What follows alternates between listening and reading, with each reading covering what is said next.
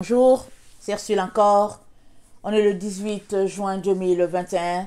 Alors, je viens sur la trompette ce matin encore et je viens proclamer le retour de notre Seigneur Jésus-Christ. Amen, soyez bénis. On est vraiment dans les temps où il ne faudrait pas se laisser voler son huile. Amen, pensons à la parabole des 10 vierges. Alors, il y a 5 qui ont pu arriver. Amen. Et 5 autres n'ont pas pu se rendre. Et après cette vidéo-ci, je vais apporter une autre vidéo encore sur les 10 vierges. Mais il est très important qu'on sache que, au fait, on doit s'organiser pour arriver jusqu'au point d'arrivée. Et la ligne d'arrivée, c'est Jésus qui la connaît. On ne sait pas le jour où il viendra. On sait qu'on est dans les temps. On ne sait pas quand exactement il viendra. Donc, il est question que toi et moi, nous puissions tenir jusque-là. Amen. C'est ça, au fait, le secret. Alors, vraiment, comment on appelle ça? Encourageons-nous. Et puis, préparons notre bagage, notre valise. Alors, si notre valise est trop lourde, alors vidons-la. Et en tout cas, organisons-nous pour pouvoir être présents à la ligne d'arrivée. Amen. Alors, soyez bénis. Alors, aujourd'hui, je viens parler d'un sujet peut-être qui n'intéressera pas certaines personnes. Mais, en tout cas, tout sujet est important. Amen. Parce que toute écriture est inspirée, utile pour enseigner, pour convaincre dans la justice, dit la parole de Dieu. Alors, je viens parler de c'est quoi le salut. Amen. Quand on a Jésus-Christ, on sait qu'on a le salut. Amen. On l'a. On sait que Jésus-Christ est en nous. Si je veux dire, quand on a Jésus, je parle de ceux-là qui marchent dans la sanctification. La Bible dit, recherchez la paix et la sanctification sans laquelle nul ne verra Dieu. Donc, je parle de ceux-là qui sont dans le chemin, sur le chemin de la sanctification. Eux, ils ont le salut. Je ne parle pas de tous ceux-là qui s'appellent chrétiens. Amen. Bon, maintenant, c'est quoi le salut? Alors, Wikipédia nous dit que le salut, c'est la notion spirituelle qui signifie délivrance, libération. Amen. Et libéré de quoi? La personne est libérée du péché. Alors, lisons Éphésiens 2, le verset 5. Éphésiens 2, le verset 5 nous dit ceci.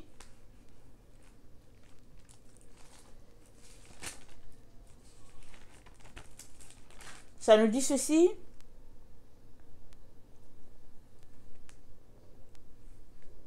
Mais Dieu, qui est riche en miséricorde à cause du grand amour dont il nous a aimés, nous qui étions morts par nos offenses, nous a rendus à la vie avec Christ. C'est par grâce que vous êtes sauvés. Amen. Dieu nous a rendu la vie avec Christ. Sans Christ, on n'a pas la vie. Avec Christ, on a la vie. On est vivant. Alléluia. Amen. C'est comme la situation de quelqu'un qui dort. Amen. Il se réveille. Alors on le réveille, peu importe ce qui le réveille, que ce soit le réveil, peu importe. Il se réveille et puis il est debout. Il dit, ah merci Seigneur. Merci Seigneur pour la journée d'aujourd'hui. Il est debout. C'est ça un peu le salut.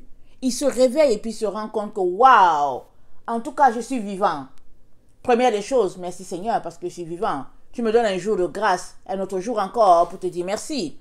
Un jour encore pour te célébrer parce que les morts ne peuvent pas te louer Seigneur. Mais moi je suis vivant, je te dis merci parce que je peux te dire alléluia, je peux te dire merci, je peux venir pour te dire papa, aujourd'hui encore j'ai péché, pardonne mon péché.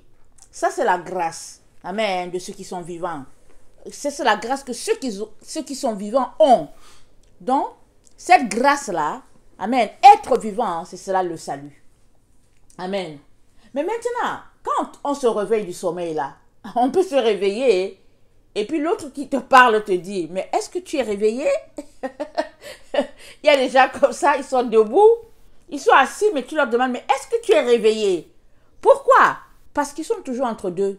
Ils sont réveillés, ils sont assis, mais on a l'impression qu'ils sont dans les nuages. Amen. Alors c'est ça, la situation de toutes ces personnes-là qui disent qu'ils ont le salut, mais ils sont toujours entre deux. Ils ont le salut, mais leur vie ne montre pas qu'ils ont le salut. Par contre, il y a les autres qui se réveillent. Ils se réveillent, ils disent merci Seigneur parce que je suis debout. Et ils mettent le pied hors du lit. Amen. Parce qu'il faut se relever. Ou bien, ok, tu t'es couché, tu te réveilles. Quand tu te réveilles là, il y a certains qui peuvent prendre jusqu'à 10 minutes couchés. Amen, ils sont réveillés, mais ils ont 10 minutes encore couchés. Et après, ils se lèvent de là. Et après, maintenant, il faut penser à la journée, si on ne l'avait pas organisé la veille avant de se coucher. Mais si on l'avait organisé aussi, il faut se lever, prendre une douche rapide, et puis vaquer à ses occupations. Amen. Alors, cette situation-là, ça ressemble aux personnes qui ont reçu le réveil spirituel, c'est-à-dire que ils se sont rendus compte qu'ils ont besoin de Jésus. Amen. Et ils se sont levés, sortis du lit, et ils sont allés se laver, prendre une douche. C'est-à-dire quoi? Ils ont pris conscience que, en tout cas, ils sont dans un état de péché. Amen. Jésus les a réveillés. Ils sont sortis de l'ignorance. Parce que jusqu'à ce que Jésus te réveille, tu n'es pas conscient que, au fait, tu es pécheur ou pas. Il y a plein de gens, ils se lèvent, ils vivent, ils mènent leur vie, et puis ils essayent d'être bons. Amen. Ils n'ont pas la notion, ils ne savent pas c'est quoi le péché. Ou bien pas péché. Ils ont la notion du bien et du mal. Ils vont se lever, ils vont se dire, ah non, mais c'est pas bien de faire ça. Si quelqu'un t'a, par exemple, insulté, c'est pas bien de l'insulter. Et puis, il y a des personnes comme ça. Ils ont grandi, ils ont la notion du bien et du mal, et puis ça s'arrête là. Et supposez qu'une telle personne reçoive la révélation que sa notion de bien et de mal, le fait qu'elle fasse le bien tout le temps ne va pas la conduire à Dieu, qu'elle a besoin de Jésus-Christ. Et souvent, ces personnes-là, ils vont passer le temps à contester, et le jour que le voile est ôté, amen, c'est ça qu'on appelle le salut. Il y a un réveil. C'est-à-dire quoi? Ils viennent de sortir de leur ignorance. Ils viennent de sortir de la couche, amen, de ténèbres qui étaient là au niveau de leur esprit, les empêchant de comprendre leur état. Amen. Alors l'ignorance, amen, c'est le fait de ne pas savoir quelque chose. L'ignorance, c'est le décalage entre la réalité et la perception de la réalité. Quelqu'un qui est ignorant, c'est qu'il n'a pas une notion de la situation, au fait.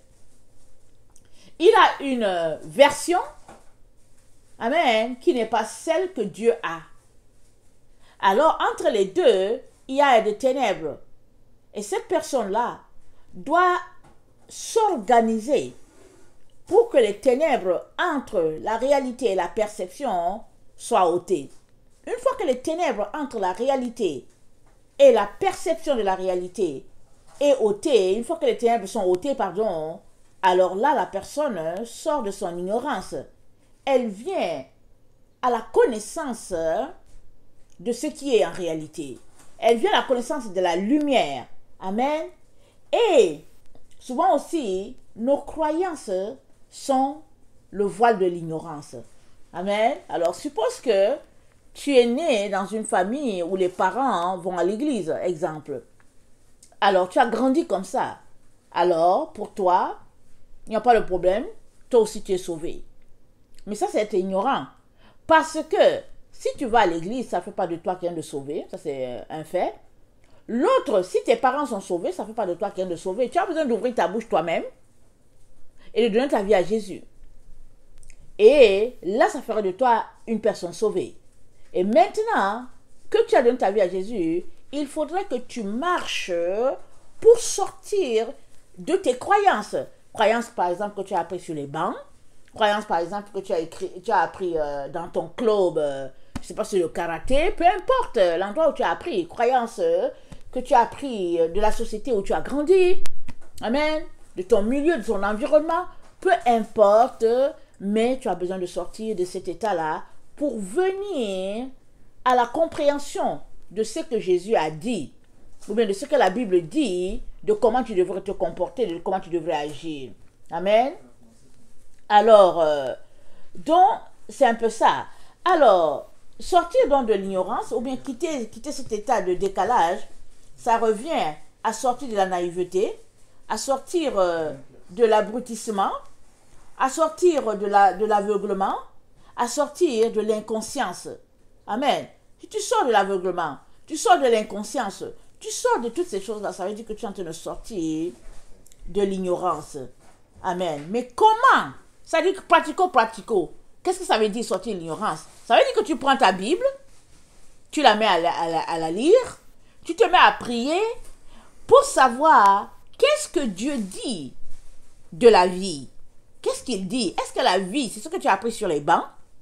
Ou bien est-ce que la vie, c'est ce que Dieu dit?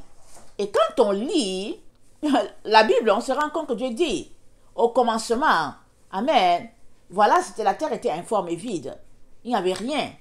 Amen. Et Dieu dit, et la chose s'est réalisée. Amen. Ou bien la Bible dit, au commencement, dans Jean 1, au commencement était la parole. La parole était avec Dieu, et la parole était Dieu. Là, tu comprends que, au commencement, Dieu. Et si tu chemines là-dedans, petit à petit, tu sortiras de ton ignorance.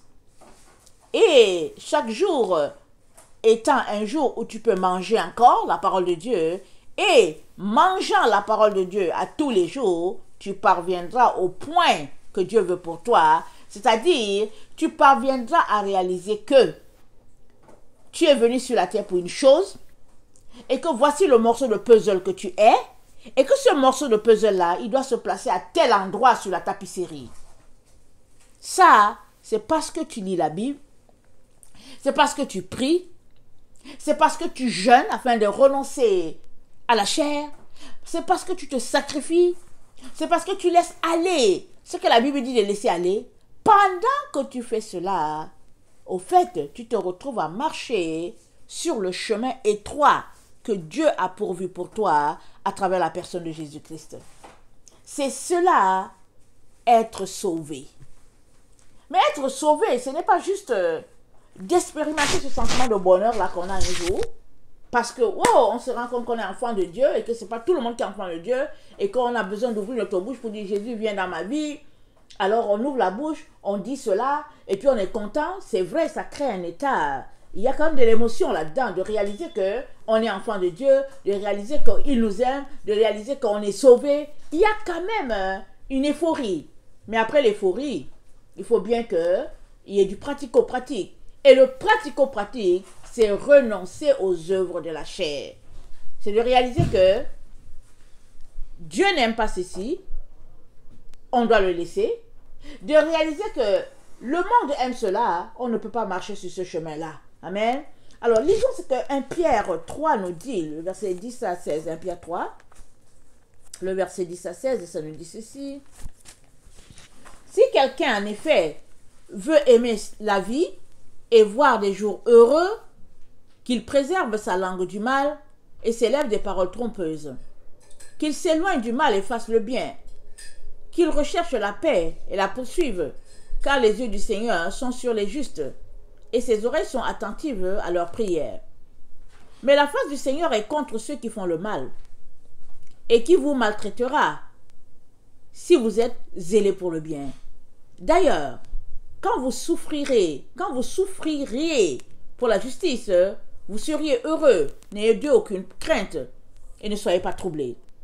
Mais sanctifiez dans vos cœurs Christ le Seigneur, étant toujours prêt à vous défendre, avec douceur et respect devant quiconque vous demande raison de l'espérance qui est en vous, et ayant une bonne conscience, afin que là même où il vous calomnie, comme si vous étiez des malfaiteurs, ceux qui décrient votre bonne conduite en Christ soient couverts de confusion.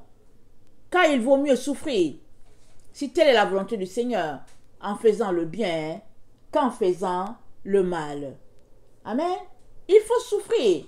En tout cas, si faire le bien te conduit à souffrir, c'est-à-dire que si, parce que tu as décidé de faire le bien, alors une souffrance est rattachée à cela, le Seigneur te dit par la bouche de l'apôtre Pierre, n'hésite pas de faire le bien, n'hésite pas, c'est pas grave. Dieu va te préserver, il te gardera. On prend l'exemple de l'apôtre Jean. Amen. Pourquoi a-t-il été jeté dans l'île de Patmos? C'est parce que quand tu vas à l'île de Patmos, tu ne reviens pas de là. Et puis les gens essaient de le tuer à tout moment. Il ne mourrait pas. Il paraît qu'on l'a mis sur un rocher, on l'a balancé, on l'a jeté, Jean n'est pas mort. Il paraît même qu'on l'a trempé dans l'huile chaude. Il paraît que Jean n'est pas mort. Finalement, ils ont dit, celui-là, il ne meurt pas. On va l'envoyer à l'île Patmos. Là-bas, il ne va pas revenir. Ils l'ont envoyé, Jean est revenu quand même. Avec une révélation, l'Apocalypse. Amen. Tout cela pour dire que la souffrance est rattachée aux enfants de Dieu. Pourquoi? Parce que Dieu nous a appelés à renoncer à la chair. Parce que la souffrance, c'est elle qui cloue la chair. Au fait, qu'est-ce qui te fait souffrir? C'est ton corps, c'est ta chair, c'est ta personne. L'esprit ne souffre pas. L'esprit ne souffre pas. L'esprit, c'est l'esprit. L'esprit, il est dans la gloire. Surtout si il est habité par l'Esprit de Dieu. Donc l'esprit ne souffre pas. Ce qui souffre, c'est ta chair. Or, si la chair n'a aucun effet, amen, si la chair, ça n'a pas d'importance, parce que Jésus a dit, c'est l'esprit qui vivifie. La chair ne sert de rien. Il a dit ça. Alors, si tu as appris à clouer la chair, à ne pas lui accorder tant d'importance, ça veut dire quoi? L'esprit en toi sera élevé. Tu vas travailler sur ton caractère. Tu vas finir que ton âme aura une certaine disposition. Amen. Pourquoi? Tu ne vas plus te mettre à t'énerver pour rien. Tu seras bon. Tu vas bénir les autres. Et ça, c'est pourquoi? C'est parce que tu as décidé de clouer la chair. Par contre, si tu es quelqu'un qui pense juste à toi, en tout cas, les gens qui sont portés vers la chair, les gens, ils sont portés juste sur eux. Ils sont centrés sur eux. Ils sont remplis d'égoïsme, remplis, c'est-à-dire que tout ça les considère, ils ne pensent à personne. Ça, c'est des personnes chez qui la chair est très forte. Peut-être 90%, hein, ils sont portés vers eux. Et Jésus dit, la chair ne sert de rien. Alors, quand on passe par des difficultés, amen, même si ça nous fait mal, amen, ça fait que la chair est clouée pour que l'esprit prenne la place. Et le Seigneur nous exhorte tous à laisser la place à l'esprit. Amen. Il n'y a personne sur la terre qui, ayant donné sa vie à Jésus, ne souffre pas dans sa chair. C'est pas possible. C'est ça, ça fait partie de l'école dans laquelle nous sommes. Alors, il est donc important que on ne puisse pas refuser de faire le bien à cause de la souffrance qui est rattachée. Amen. Tu ne devrais pas choisir de fuir, de faire le bien. Parce qu'au fait, si tu fais le bien, par exemple, il y a une loi qui dit de pas... Par exemple, il y a une loi qui te dit de ne pas bénir un pauvre. Parce que si on te voit bénir un pauvre au bord de la route, tu iras en prison. Alors tu regardes la loi, tu dis, ok, moi je ne veux pas aller en prison, je ne veux pas le bénir. Non, c'est pas grave, au moins ta conscience t'aura aidé à bénir quelqu'un. Ben, si la prison vient, ben, tu vas dire, just too bad, j'ai béni quelqu'un et puis j'ai la conscience tranquille. Alors, l'apôtre Pierre nous dit d'avoir une bonne conscience afin que même là où les gens nous calomnient, amen, ils puissent voir notre conduite et dire vraiment celui-là c'est un fils de Dieu. Vraiment celle-là c'est une fille de Dieu. Voilà ce qui s'est passé, mais la personne a tenu. C'est comme ça qu'on reconnaît les vrais enfants de Dieu. Alors, il dit donc, il dit si quelqu'un veut aimer la vie et voir des jours heureux, qu'il préserve sa langue du mal et ses lèvres des paroles trompeuses. Nous savons qu'on est dans une époque où c'est pas, ça coûte rien d'insulter quelqu'un. Ça coûte rien. Les jurons s'assoient comme ça. Mais la Bible dit, préserve ta langue. Alors, réfléchis plusieurs fois avant de faire sortir une mauvaise parole. Réfléchis plusieurs fois avant d'insulter quelqu'un, parce que ça fait partie du mal. La Bible dit, c'est mieux de garder ta langue vraiment safe que d'entrer sur ce chemin-là, parce que ce chemin-là, ça te connaît directement aux ténèbres. Alors, ça dit qu'il s'éloigne du mal et fasse le bien, qu'il cherche la paix et la poursuive. C'est vraiment, c'est toute une école. C'est une façon de se comporter. Mais ça là, personne ne va t'obliger. Hein. C'est pas Pierre qui va venir t'obliger. Pour dire, écoute, marche comme ça, fais comme ça. C'est toi-même dans ton âme et conscience qui décide que non, vraiment, je vais décider de changer. Non, vraiment, d'habitude, je ne pense pas aux pauvres. Mais là, j'ai décidé que je vais penser à eux. Je vais leur donner 10 $ par mois. Exemple. Ça, ce sera déjà que c'est l'Esprit de Dieu qui fait ce travail-là en toi. Non, c'est vraiment une école. Une façon de faire. Parce que l'école de Jésus, ce n'est pas la même chose que l'école du monde. C'est différent. La sagesse orientale va nous dire, voilà comment il faut se comporter, voilà comment il faut se comporter. Et puis la sagesse de telle, la sagesse peut-être occidentale va nous dire, voilà, voilà, voilà. Il y a un type de sagesse qui dit, il faut d'abord penser, la charité bien ordonnée commence par soi-même. Il y a un type de proverbe comme ça. Mais, que dit la Bible? Alors quand tu finis de comparer les différentes philosophies, tu prends celle-là que Dieu a élevée, et ça se trouve dans la Bible. Amen. C'est comme ça qu'on doit se comporter. Et si nous sommes sauvés, nos œuvres montrent que nous sommes sauvés. C'est pas parce que tu dis dans ta bouche, de ta bouche, oh, je suis sauvé, je suis chrétien, Jésus va me prendre. C'est pas parce que tu dis ça que dans le monde spirituel, tu es répertorié pour quelqu'un qui est sauvé. Le sauvé, on le voit dans ses actions. Tes actions prouvent que tu es enfant de Dieu ou bien tu ne l'es pas. Et si tu es enfant de Dieu et que tu tombes, amen, tes actions devraient t'amener à dire, Jésus, je suis désolé, je suis tombé encore aujourd'hui. Viens à mon secours, aide-moi. Seigneur, je suis désolé. Je ne voulais pas ça. Je suis encore allé, Seigneur, aujourd'hui, je suis allé encore au magasin, j'ai encore volé un fromage. Jésus, viens à mon secours. Tu es désolé. Jésus t'a vu cela, il t'a vu faire cela, il est désolé. Mais à partir du moment où tu viens le voir, il est prêt à t'aider à arrêter de voler. Maintenant, il faut que toi-même tu mettes des actions concrètes pour dire, ok, chaque fois que je vais au magasin, là, je vole. Il faut que je sorte de là avec quelque chose. C'est pas une bonne attitude. Je vais changer. Soit tu décides de plus aller au magasin, mais ça va pas régler ton problème parce que tu vas t'arrêter un jour à un dépanneur ou quelque chose. Soit tu dis, ok, c'est un problème récurrent, je vais m'organiser pour ne plus que ça se reproduise. Peut-être que tu veux partir avec un ami, une amie. C'est à toi de mettre des stratégies pour être victorieux sur tout ce que tu vis. Et comme ça, Dieu est content. Amen. Il voit que son enfant veut s'améliorer. Alors, Tite 2 nous dit ceci. Tite 2. Excusez-moi. Le verset 11 à 12 nous dit,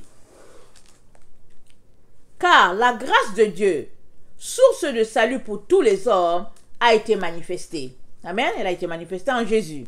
C'est la grâce de Dieu. Amen. Elle nous enseigne à renoncer à l'impiété et aux convoitises mondaines et à vivre dans le siècle présent selon la sagesse, la justice et la piété. La grâce, c'est quoi? La grâce, c'est que Dieu nous a donné quelque chose qu'on ne mérite pas. C'est ça qu'on appelle grâce. Au fait, tu devais mourir. Mais la grâce, c'est que Jésus-Christ te dit tu ne vas pas mourir. C'est ça la grâce. Alors, ça veut dire qu'il y a quelqu'un qui a pris ta place. Et si bien que le sort qui est le tien, tu ne l'as plus. Alors, Paul nous dit, par sa lettre à Tite, il dit la grâce de Dieu, parce qu'on a la grâce de Dieu en nous, parce que ce salut c'est la grâce de Dieu, il dit parce qu'on a ce salut en nous, alors on devrait renoncer aux convoitises mondaines. On devrait renoncer à tout ce que les gens du monde aiment, parce que Dieu est en nous. Parce que notre corps c'est le temple du Saint-Esprit. On doit renoncer. Et c'est un acte volontaire. C'est pas quelqu'un qui va venir avec la grue, avec le bâton pour dire que si tu ne renonces pas, on te bastonne. Comme dans certaines sectes où on martyrise des gens parce qu'ils ont fait une erreur. Non. La grâce de Dieu, source de salut pour tous les hommes, a été manifestée. Et elle nous enseigne à renoncer. C'est à toi, c'est à moi de renoncer. Un acte volontaire pour la gloire de Dieu. Amen. C'est très important. Il dit en attendant la bienheureuse et la manifestation de la gloire du grand Dieu, notre Sauveur Jésus-Christ. En attendant sa manifestation. Amen. C'est comme je viens de le dire. On ne sait pas exactement le jour où Jésus va venir. Il y a un deadline que Dieu connaît avec Jésus. Mais pour toi et moi, il est question qu'on arrive à ce deadline-là. Et on arrive là-bas comment? En se déplumant. Amen. En ôtant tout ce qui est superflu. C'est ça qu'on appelle la sanctification. C'est que tu sais que Dieu n'aime pas. Tu enlèves ça. Tu décides d'enlever. C'est difficile. Tu jeûnes. Tu décides, tu dis, Seigneur, ok, c'est tellement compliqué que pour ce problème-là en particulier dans ma vie, ce problème de vol-là, que chaque fois que je vais à Maxi, je vole. Seigneur, pour ce problème-là, Seigneur, je vais jeûner. Viens à mon secours. Aide-moi. Tu viens pleurer devant Dieu et puis bon, demander pardon et tout ça. Et il y a un lien entre le fait de ne pas manger et de prier. C'est que tu fermes tes entrailles, amen, physiques, amen, pour nourrir tes entrailles spirituelles. C'est que la nourriture, c'est vital pour nous. Si après 40 jours, 50 jours, on n'a pas mangé ou on n'a pas bu d'eau, on ne va pas tenir. En tout cas, je ne sais pas ce que la science dit, ce sera difficile qu'on tienne. Et toi, tu décides que tu vas te priver d'un élément vital pour pouvoir juste lire la Bible, prier, pleurer devant Dieu, pour lui dire, Père, j'ai un sérieux problème. Aide-moi à régler mon problème de vol. Le Seigneur va t'entendre. Il va voir que, point d'élément vital, tu as renoncé pour venir devant lui. Et c'est comme j'ai souvent dit aux gens, j'ai dit, c'est très bon de venir rencontrer Dieu la nuit. Amen. Pourquoi? Parce que la nuit, c'est fait pour dormir. La nuit, Dieu a fait que la nuit, on doit dormir. Mais toi, au lieu de dormir, tu te lèves à 3h, 4h du matin pour dire, papa, je suis encore là. Je suis là, papa. Mais il va te bénir. Il va te bénir parce que il voit que, au lieu de dormir, tu préfères venir rencontrer ton Père. Il va te bénir. Alors, donc, renoncer à l'impiété, amen, c'est ajouter, amen, à nos habitudes, quelque chose qui va faire, qui va rendre le cœur de Dieu content. Amen. Alors c'est cela. Si pour toi, c'est venir ajouter 1 heure de plus dans ton temps de prière, ben c'est cela. Tu as renoncé à une partie de l'impiété. Si pour toi, c'est lire la Bible 2 heures de plus, c'est que c'est ça. Donc, voilà, c'est un peu une vie de sacrifice. Pourquoi est-ce que c'est si important? Parce qu'on est dans les temps de la fin. Je ne le dirai pas assez. Amen. J'ai été appelé pour réveiller les gens. C'est un peu ça. J'ai marché avec le Seigneur depuis mon enfance. Et finalement, en 2017, le Seigneur dit, va annoncer mon retour. Mais je savais déjà, il m'avait déjà dit, le jour où tu te retrouveras à annoncer mon retour, c'est parce que vraiment je suis proche. Parce que j'avais essayé, c'était compliqué. Mais finalement, je me suis retrouvée à annoncer son retour, sans toutefois le réaliser. Et quand j'ai réalisé, je me suis rappelé cette parole-là qu'il m'avait dite. Quelques années plus tôt, peut-être 10 ans plus tôt. Il m'avait dit, le jour où tu te retrouveras, toi, en train d'annoncer que j'arrive, c'est parce qu'effectivement, je suis à la porte. Et je suis en train d'annoncer son retour depuis 2017. Alors, pour dire que c'est important. Si tu es sauvé, ce n'est pas pour juste dire aux gens, je suis sauvé. C'est parce que tu dois te retrouver avec Jésus-Christ dans la gloire. C'est pourquoi il t'a sauvé. C'est ça, souvent, on manque le but à cet endroit-là. On est sauvé, on pense qu'on est sauvé pour vivre sur cette terre. Mais non, on est sauvé pour vivre dans la gloire de Dieu. On est en mission. On est des ambassadeurs de Dieu sur la terre. La loi qui nous régit, c'est la loi du ciel. Regardez l'ambassadeur. L'ambassadeur, exemple, des États-Unis au Canada. Il est au Canada, mais il est là pour faire la promotion des États-Unis. L'ambassadeur de la Russie au Canada, il ne fait pas la promotion du Canada. Hein. Il fait la promotion de la Russie. Tu entres là-dedans, tu as l'impression que tu es en Russie. Tu arrives à l'ambassade, tu regardes le meuble tel que c'est placé. Toutes les choses, tu as l'impression que tu es en Russie. Quand tu sors de là, tu te rends compte que, ah ok, tu es sur les rues d'Ottawa. Alors, c'est pareil. Toi et moi, nous sommes les ambassadeurs du ciel sur la terre. Quand les gens nous voient, ils doivent voir que nous sommes les citoyens du ciel. Ils doivent nous regarder, ils sont bizarres ces gens-là. Ils sont habillés d'une façon, ils sont d'une façon. On doit les voir et dire, hey, mais tu viens de quel pays? C'est comme ça que les gens devraient nous demander, mais tu viens de quel pays? Alors on doit leur dire, je viens du pays qu'on appelle le ciel. Mais je ne suis pas d'ici. C'est pourquoi quand Jésus-Christ a été jugé, les gens lui ont dit, mais écoute, là, il paraît que tu es roi, donc appelle les gens donc pour te défendre. Jésus dit, mon royaume n'est pas d'ici. Si mon royaume était ici, d'ici, mes anges auraient combattu pour moi. Mais parce que mon royaume n'est pas d'ici, faites votre loi. Faites ce que votre loi doit faire pour ma sentence. Mais pourquoi était-il important qu'il vienne mourir pour nous? Non, pourquoi était-il donc important qu'il vienne mourir sur cette terre? C'était important parce qu'il est venu mourir pour nous. Parce que nous sommes prisonniers sur cette terre. Toi et moi, nous sommes prisonniers. Qui va nous faire sortir? Qui va nous faire échapper? Luc 21 dit, mais qui échappera? Jésus a dit, priez sans cesse afin qu'il vous donne d'échapper. Afin qu'il vous soit donné d'échapper. Mais comment on va échapper? Toi et moi, quand on regarde là, on va s'échapper comment? On ne peut pas s'échapper. Hein? Ils vont finir par nous avoir.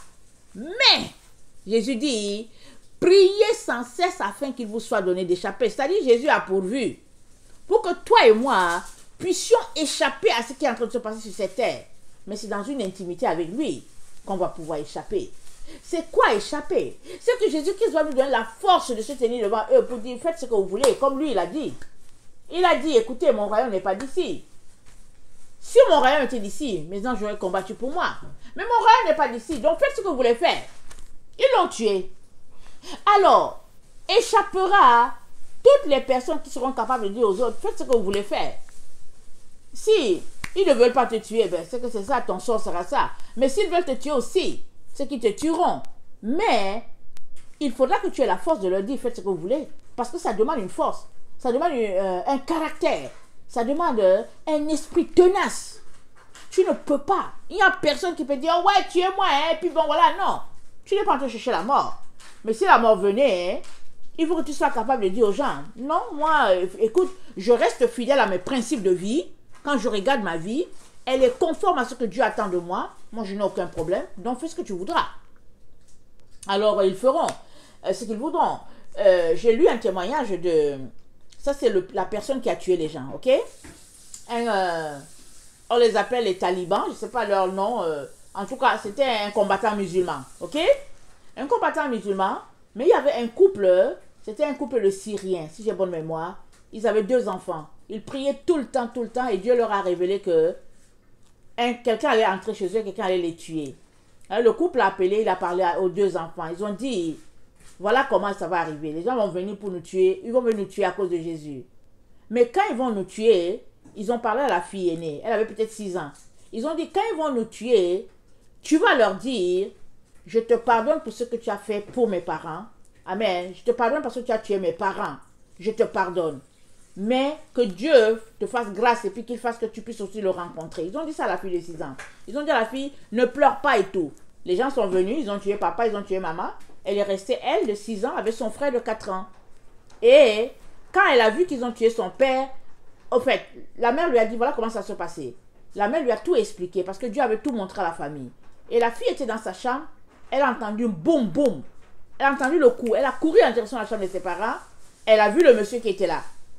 Et elle a dit exactement la parole que sa mère lui a dit. Elle lui a dit, je te pardonne pour ce que tu as fait à mes parents, hein, et que Dieu aussi te pardonne, et qu'il fasse qu'il te rencontre. Il a tué la fille, il a tué son frère, parce que la fille l'avait vu. Amen. Mais il est parti. C'est lui qui témoigne, parce qu'il est devenu chrétien. Il est venu en pleurant. Il dit, j'ai fait quelque chose de terrible. Il dit, terrible, je suis entré dans une famille, là, ils m'énervaient parce qu'ils adoraient Jésus. Je les ai tués. Mais avant que je tue la fille m'a dit que Dieu te pardonne, que Yahshua te pardonne. Et c'est cette fille de 6 ans-là qui m'a sauvé. Amen. Alors, bon, voilà, ils sont morts, martyrs, mais ils sont morts pour la gloire de Dieu. Parce que on leur demandait de renoncer à leur foi. Ils ont dit non. Et les parents étaient comme un bastion à cet endroit. Ils tenaient toujours, ils priaient toujours ensemble. Ils disaient, Seigneur, comment on va faire? Seigneur, on ne veut pas céder, comment on va faire? Alors le père a dit, voilà. Dieu leur a dit, voilà, votre temps de mourir est arrivé. Mais voilà comment ça va se passer. Amen. Donc, cet exemple-là, ça va être un exemple pour chacun d'entre nous. Je ne dis pas que c'est comme ça qu'on va mourir. Moi, je ne sais pas comment chacun va mourir. Mais, on doit avoir une relation avec le Seigneur de telle sorte qu'on tienne notre bout. De toutes les manières, là où nous sommes là, tout le monde est déjà mort. Amen. Il y en a qui sont allés prendre leur liquide. Ils vivent, mais ils sont morts. Dans quel sens? Ils sont déjà morts. Ils n'ont plus la vie de Jésus en eux. S'ils avaient Jésus, ils sont morts. Et puis, s'ils ne sont pas morts, petit à petit, leur état va se dégringoler. Amen. Même si ça dure 10 ans, je ne sais pas combien de temps ça va durer. Et puis les autres qui sont morts, c'est les autres qui disent que nous, on ne prend pas le bassin. Ils sont aussi morts. Parce que quand les gens vont décider que, ok, ceux qui n'ont pas pris le bassin, voici ce qu'on va leur faire, ils sont aussi morts. Amen. Je parle tout ça de la mort physique. Amen. Mais, alléluia, la vie de Jésus est en nous. Et c'est ça que toi et moi, nous regardons. C'est ça le plus important. La vie de Jésus en nous. La mort physique n'est pas, c'est pas un problème. Paul a dit quoi? La mort mais un gain. Il dit mourir, amen, c'est gagner. Pourquoi? Parce qu'il dit je m'en vais très vite voir Jésus. C'est comme ça que Paul a vu la chose. Il dit pour moi, mourir, c'est Christ. Il dit que je vive, que je meure, c'est Christ. Alors, nous sommes dans ce temps de la fin là. Et nous ne sommes pas là pour jouer avec notre vie. On doit continuer de vivre de manière à arriver au bout. J'ai déjà dit, le deadline, c'est Dieu qui le connaît. Mais il nous a situés, on est dans le temps. Arriveras-tu à la ligne d'arrivée? C'est de ça qu'il est question. Quand Jésus se poindra et qu'il y aura la résurrection des morts, amen, en Christ, est-ce que si tu es mort, tu ressusciteras? C'est ça la question. C'est de ça qu'il est question. C'est ça la chose la plus importante pour toi là où tu es là. Ce n'est pas le fait d'avoir une carrière. Il y a des gens qui sont en train de dire, ils prient, oh Seigneur, carrière, carrière. Je dis, mais de quoi ils parlent? Ils parlent de quoi? Mais quand on n'a pas une notion du temps dans lequel on est, on peut encore jubiler sur sa carrière. Mais la carrière ne t'amène pas au ciel. La carrière, ça te booste juste. Ça montre juste ton arrogance, ce vers quoi tu es porté. On n'est pas là pour une carrière. Mais Jésus-Christ a dit quoi? C'est simplement le royaume et la justice de Dieu. Et toutes les autres choses vous seront données par-dessus. Il dit, ne vous inquiétez pas de ce que vous serez vêtus, de ce que vous mangerez. Il dit, ce sont les païens qui s'occupent de cela. Alors les enfants de Dieu s'asseyent. Ils prient pour la carrière, pour avoir un poste à tel endroit. Et puis, on fait quoi avec cela? Rien du tout. C'est juste pour nous détourner. Le vrai point, c'est, quand Jésus-Christ reviendra dans sa gloire, seras-tu du nombre? Il y a beaucoup qui sont dans l'illusion, qui disent, ouais, je serai du nombre. Et puis tu crois que quoi? Je serai du nombre. C'est pas parce que tu dis que tu seras du nombre que tu seras. Tes actions, que révèlent-elles?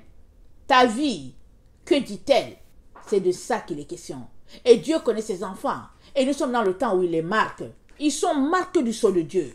Amen. Et si tu es son fils, tes actions, ta parole, tout ce que tu fais devrait montrer que tu es de lui.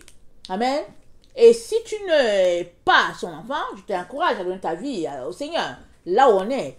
Et si tu es de ceux qui tergiversent, qui ne sait pas là où tu es, il est encore temps que tu te rachètes. Comment? Tu viens dans la repentance pour dire, Seigneur, je ne suis pas en train de marcher comme tu veux. Seigneur, je ne fais pas ce que tu veux au fait. Aide-moi. J'ai besoin de manger, c'est vrai. Je dois vivre, c'est vrai. Mais je te néglige. Aide-moi à te mettre en priorité. Aide-moi à couper ces choses-là que tu n'aimes pas. Tu ne peux pas être enfant de Dieu et puis tu n'as pas de relation avec lui. C'est pas possible. La relation avec Dieu, ça se trouve dans la Bible. Tu lis ta Bible. Et quand tu lis, tu t'imprègnes du caractère de Christ. Tu t'imprègnes du caractère de Dieu. Tu t'imprègnes des valeurs du ciel. C'est en lisant ta Bible. Mais si ce n'est pas ta Bible que tu lis, et que tu lis le Coran, tu vas t'imprégner des valeurs du Coran. Et ce n'est pas chez Dieu. Alors, comprenez-moi bien. Il est très important que tu changes ta situation en prenant la révélation que Dieu nous a donnée, c'est-à-dire sa parole. Dans le 8 secondes, il y a 66 livres. C'est de prendre ces livres-là, l'ingurgiter d'une manière ou d'une autre, et marcher selon la véritable doctrine de Christ afin de le refléter. Il est très très important. Nous sommes les ambassadeurs sur la terre et notre vie, nos paroles, nos actions, toute notre personne devrait être le témoignage de qui nous sommes sur cette terre. Amen. Que le Seigneur bénisse sa parole. Je vous aime beaucoup et Dieu davantage. Maranatha, Jésus revient. Amen et Amen.